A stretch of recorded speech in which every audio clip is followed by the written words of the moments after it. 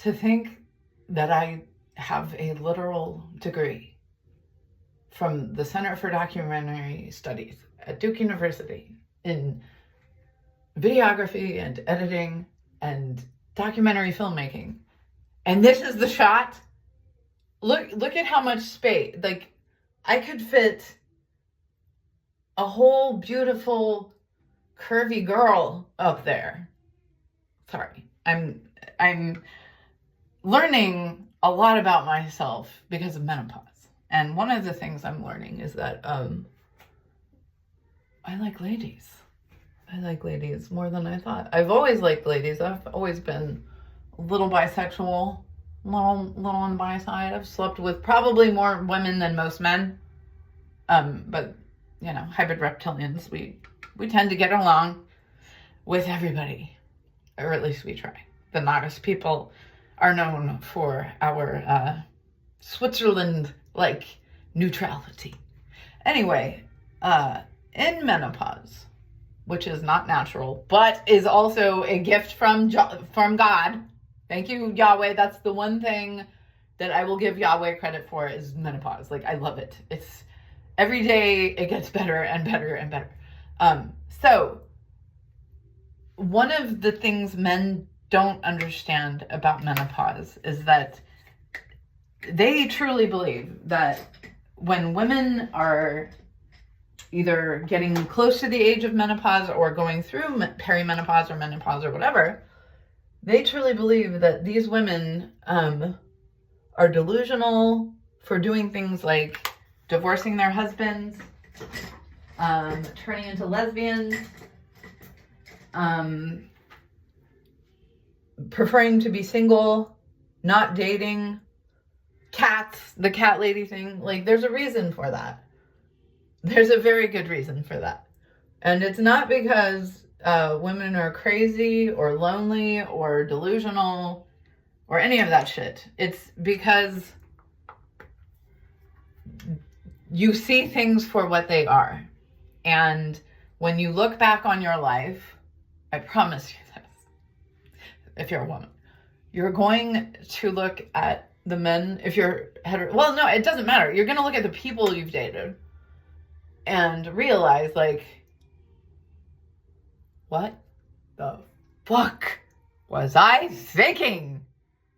And then as time goes by, you realize more stuff and you're just like, it's literally impossible for a female Homo sapien, full-blooded, not like, if it's this hard for a hybrid reptilian human, imagine a full-blooded human female, right? Like, there's no way for you to know who you really are and what you are truly capable of until you go through menopause. And I will tell you something else. The only type of human being that you have currently in your eon of this epoch, the only type of human being who should be in charge of anything, especially things like government, military, education, healthcare, family planning, all of it. The only people who should be in charge are menopausal women, because men and pre-menopausal women are essentially on drugs. And those drugs are so powerful that they get you to do things that you know that when those hormones stop being produced in your body and change to something different, something, in my opinion, much better, you realize, like, I just want to go like this, like, oh my God, that was me? No. Here, I'll try to make the shot more interesting. How was that me? No, it can't be me. I did that with him. Why did I do that? Well, I know why I did that. One of the reasons why I came here was to fuck, to have fun, to have sex, and a lot of it. And I did, and I still do. And one of the things I like about menopause is that men don't have power over you anymore. Men were my kryptonite for decades. Like, up until I think I was around 47-ish, 48, 46. It was a while ago. I'm 61 now. Jesus Christ, man. Like, you're gonna barf in your mouth. You're gonna barf in your mouth. You're gonna barf in your mouth. And I do wish there were a drug that women could take just momentarily for, like, you're gonna need at least a month, okay? Just hear me out. Hear me out. Hear me out. Women need this drug. They need to get off those hormones for like a month before you plan your grown-up life. Before you do anything like marry someone and have kids. No, this is the problem. Listen to me. You've got to figure out how to trick your body into thinking it's in menopause so you can have the moment of clarity. You might have to go to like the oldest woman you know and be like, yo, my body can't do this. Can you like pretend you're me and like tell me what to do if you were in my shoes, and then just do exactly what they say. Exactly. Just please. If you listened to any woman on this earth, let it be perimenopausal or menopausal or postmenopausal women who don't hate it and who actually love it, like me, even though it should not be happening. Thank God. Those hormones that make you do shit that at the time is like, oh yeah, like this is so fun and sexy and woo-hoo-hoo-hoo. I just love it so much, right? Oh my God. When the veneer is removed, when the beautiful shiny exterior, when the curtain pulls back and you see what it actually is, oh my God. And I have some human beings and a couple of hybrid family members who watch this channel. And a lot of them remember one of my exes. His name was Jim Corbett. And he was related to the famous boxer, James Jimmy Corbett, the Irish boxer. He was an Irishman. He was 6'5" and had all of the things. And out of all of the garbage gutter pigs I've dated, the men, sorry. He, like, at the time, he was my favorite. I don't know what the fuck I was thinking. Oh my God. Like, I wish I had a time machine so I could delete you and everything about you from my entire existence, sir. That's how I feel about you. No, God, Jesus Christ, what was I thinking? I was not thinking, ma'am. I was thinking with this brain, not this one. I was thinking with these brains, not this one. Out of all the men I've dated, that one was the biggest fucking pain in the ass. Like, I learned in college, like in high school, I dated the best looking dude. His name was Todd Oliver. He was the captain of the football team. He was like 6'2". He looked like a bodybuilder. He had blue eyes, really dark olive skin, like almost Hispanic looking, and black hair. I liked his brother. His brother was better looking. But Todd liked me, so I dated the brother. I dated Todd, and then I fucked his brother. Yeah, I did some really terrible things. Anyway, then in college, I dated another pretty boy, who's still a good friend to this day, and who watches this channel. Hello, Mr. Piper. I love you very much. You're one of my favorites. He was the man who taught me that pretty boys are for the streets. Like, every girl wants, and a lot of boys want pretty boys. But no one told me about tall boys. Tall men. Every woman wants a fucking tall man. You can have them. My ex, he's yours. I will shine him up. I will spit shine him up and scrub him down and put him in bleach and get all of the fungus out of him.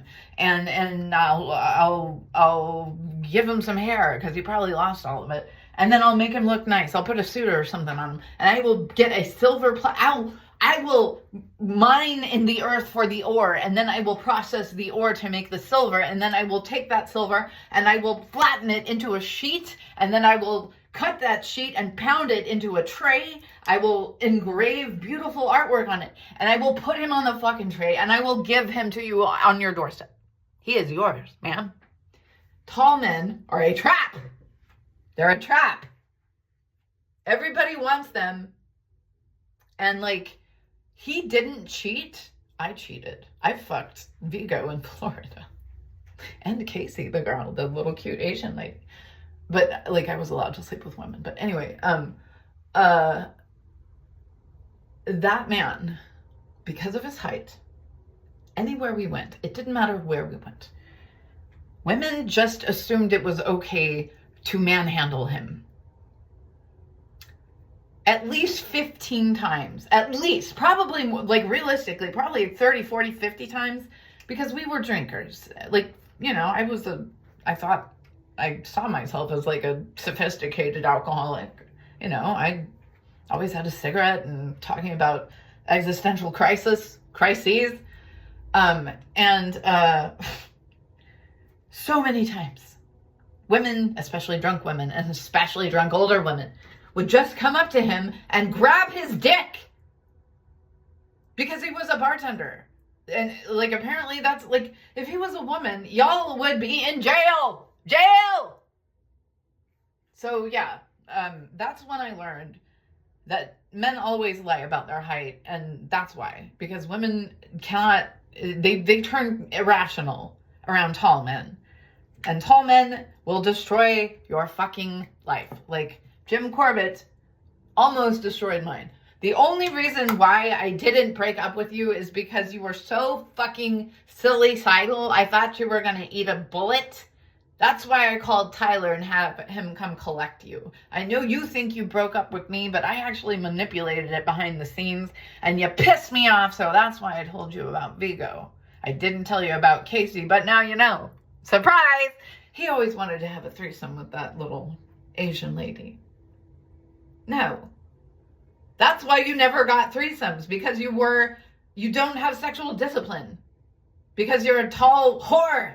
You're a dumb male whore. There is nothing less attractive in a man than the lack of sexual discipline and good taste in their romantic interests, whatever they may be. Character is very important. Anyway, I thank Jim Corbett for teaching me that tall men are for all the people. They're for the streets, the gutters, the sewers, the penthouses, the mansions, the ghetto. Everybody wants them, and you can have them. You can have them. Now, when I met my husband and I asked him what his height was, he told me he was 6 foot tall. In person. The man is 5'11", and like, I knew, like, when you're a lady, you know. And you know why? Because like, this much of a difference, if you're wearing heels, can make you look like the giantess looking down at your partner. And then you know that like all of the femdom males are going to be like, mommy, mommy, mommy, mama. So all of this to say, menopause is something that women should be so excited about, because you get freedom, and they never get it. They never get it, except for when they're kids. That's the only time they get it. And like, I know most people don't like men. I love men. I know I'm being a little harsh on them lately. It's because I'm going through menopause, not womenopause. I'm turning into a lesbian, baby. But, you know, I was raised to fear this stuff. I was raised to fear aging and menopause, and like, why? It's been, like, it just gets better and better and better. I don't know what the fuck women are, like, if you're not enjoying this process, yeah, the hot flashes, well, the act of denial masquerading as hot flashes is annoying, but it's worth it because of all the shit that you will no longer put up with no matter what. And what I started off this video is from the point I want to make to men. Men truly think that women who are postmenopausal and have decided to do things like get divorced or turn gay or just decide like cats forever or dogs forever, men believe that these women are suffering. Men believe that these women are secretly lonely and yearning for male companionship. Sir, I'm sorry to break it to you. Menopause is very bad news for men because you guys are used to having a lot of influence over female behavior or even male behavior, depending on what you like, right? That goes away completely. Like, back in the day, the right one with the right line and the right kind of night could ruin my life. And men knew that about me. And they sought me out for that. And they still do. Like, I've got a long line of men who have been in love with me for long periods of time. And some of them have found this channel. You guys are so fucking bored. I don't even think about you. Ever. I see you in my comments and I'm like, wait a second. I click on the channel. Oh, interesting. How the fuck did you find me? What my audience doesn't know is that in the early months of 2019, I moved. I did a significant move from one area to a very different area. And I also faked a silly side. And I did a good job. And I thought most people were under the impression that I was no longer among the living. I don't know who the fuck found out. I don't know what happened. I don't want you guys to find me. But I'm making this video for you and for men to let you know that you don't, like, you don't have the ability to be in charge of a woman's arousal anymore. Menopause does not mean your sex drive goes away. No, it means you regain 100% full control over the motherfucker. And it's great. It is like being able to navigate this world without the susceptibility of falling in love with men, but being able to love them in a way that is like spiritual and healing and wholesome and good. It's worth every minute of suffering. And I want women to know, I think the only reason why so many women are unhappy in their older years is because they keep falling for the trap of menopause is horrible. And like life without men is horrible.